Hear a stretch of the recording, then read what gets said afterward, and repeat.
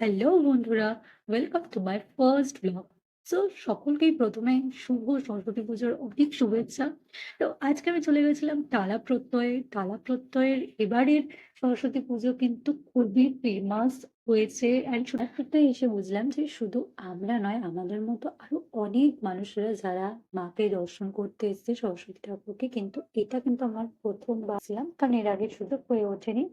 আর আজকের দিনে যেটা একদমই নরমাল, যেদিকেই তাকাচ্ছি সেদিকেই শাড়ি আর পাঞ্জাবি। সাথে সাথেই দেখতে দেখতে কিছুটা আগে আমরা বুঝতে পারলাম যে এখানে এলে কিন্তু লাইন দিতে হবে।